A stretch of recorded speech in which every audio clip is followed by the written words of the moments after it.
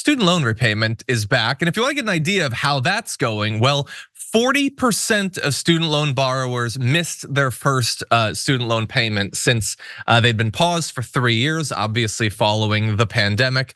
And so that's not a great hit rate and might imply that a lot of borrowers are not financially prepared to begin paying once again. So we have this data coming from the US Department of Education. They show that 60% of the 22 million borrowers with payments due in October made those payments by mid-November. More than 4 million of those borrowers owe payments for the first time, obviously as years cycle through. Now, there are a few protections in place, and I want to give at least some limited credit to the Biden administration in this area.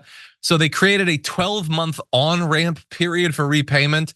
Until next September, borrowers will be protected from the harshest consequences that can come of missed payments, such as delinquency, default, and mandatory collection. So it's not like immediately jumping right back into the way payment happened prior to the pandemic, but we are moving towards that.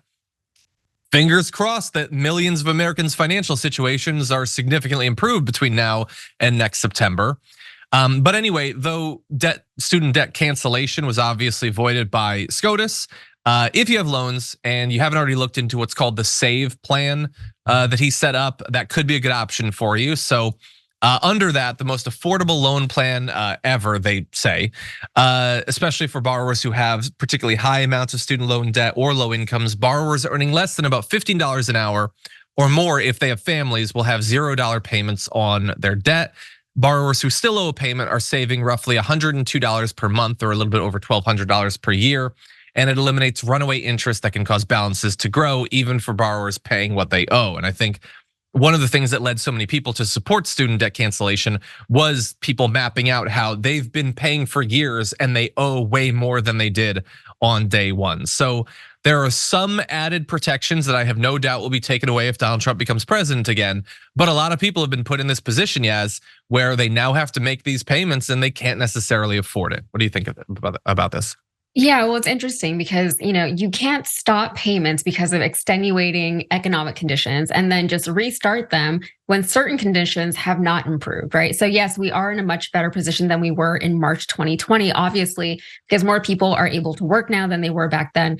But there are still incredibly debilitating financial and economic factors that are plaguing the average American, the average borrower, specifically the average millennial. So whether or not things should be better for average Americans is one thing, but whether or not they actually are is another thing entirely. And as you said, there are so many things working against borrowers, especially student loan borrowers who have very, very high interest rates, who have all kinds of deferred payments that they now have to pay back, things like that.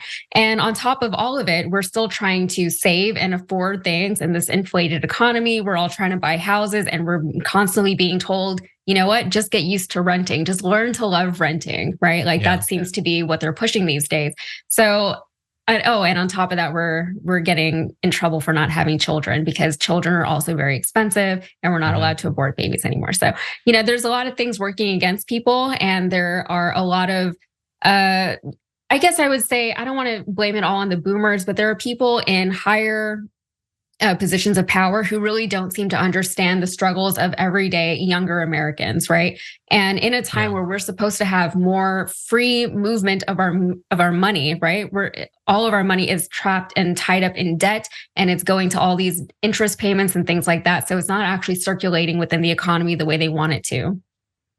Yeah, by the way, some of the people doing what you're saying there to younger Americans are also technically still kind of younger Americans. I mean, we didn't end up playing it, but Charlie Kirk was telling people at one of their right-wing rallies that they do or whatever, just get married and have kids before you have a job, before you've locked down what your career is going to be. Like, these people obviously want everyone to be locked into desperate economic situations, which will be incredibly beneficial to the status quo because people who are struggling to keep their head above water will take whatever they can get. That's what they want. They want people to be desperate, to be flooded by debt. I think it was good of the Biden administration to do what they did. It didn't go as far as I wanted, but I guess it's a moot point since it ended up being killed anyway. But we said at the time, even if the right wing is gonna come at you, even if the Supreme Court is gonna strike it down, still you should show the American people that you're willing to fight for them. But that doesn't end after it's destroyed. And I don't think that the protective policies that we're talking about here are enough. You can still innovate if you can put people on this program, and if you can limit how much they have to pay, and like, can't you gradually expand so more people can get into that? Like, if you can do a 12-month on-ramp, can't you sort of expand that based on people's financial situations? And I know people in the chat are talking about like, continuing to defer like the interest or something, but I would love to know how much control they have over interest, because I don't know if this is like crazy economically or whatever, but like, why not establish some sort of gradual negative interest rate on the loans, wherein you naturally, as you continue to make payments and you're being responsible, have it eat into your balance over time? Is that insane? Anyway, there's stuff that they are doing. Like I said, I want to give them a bit of credit, but I think there's far more they can do. And I have every reason to believe that, especially now in the ramp up to the election, forcing people who don't have money to pay pointless debt payments, I think that is likely going to hurt him. And I think it's one of the reasons we're seeing, particularly in 18 to 29-year-olds, I think 18% of those who supported him last time around are now talking about supporting Donald Trump. And I think that might be one reason. Any final thoughts? Yeah, you brought up a good point earlier when you were talking about, they want to keep people debilitated and, tied to debt, so that they don't really have a lot of free movement. And, even if you want to say something like that, right? I think that whenever average people, whenever we approach issues like this one, we come from a point of, why wouldn't they want more Americans to be better off? Why wouldn't they want more people to have more freedom and to have more spending freedom specifically, right? Because isn't that better for capitalism? Isn't that better for the free market if we have more money moving around? But whenever you're in a position of power, whenever you're dealing with the government, maybe they have an ulterior motive, right? And maybe it's not that unreasonable or even conspiratorial to consider, what their goals might be different than what we think that they should be. Because if they actually had these goals in mind, then they would just do the thing that they need to do. And they know what the thing is, and they're not going to do it because that's not what they want to do. Yeah, the overly simplistic argument that you're citing that people will say would make sense if what helps, middle-class Americans is what helps everyone. That's not how the economy works. You can do all sorts of things that benefit certain groups and not others, and that's what they've done. They want an economy that is roaring for certain people at the top. And if it's not necessary to expand that to everyone, then they're not gonna do that, particularly if leaving people in destitution makes them, more desperate for whatever job at whatever wage is being offered. They would prefer that. Yeah, Anyway, less obviously, bargaining ability. Yeah. 100%. Yes, and you can add that to a long list of things they've done to effectively change the amount of power. They're destroying the unions. Obviously, they're trying to encourage more young people legally to be allowed to go out there and get jobs.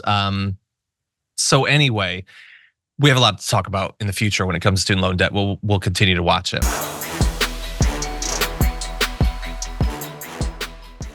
Check out the Damage Report podcast each day, wherever you get your podcasts, whether Pocket Casts or Stitcher or iTunes. You can join me as I give you the news and stories you want, with a range of co-hosts and interview guests jumping in on the fun each day. Again, that's the Damage Report, wherever you get your podcasts. And if you get them at iTunes, don't forget to rate and review. Sometimes I'll read them live on the show.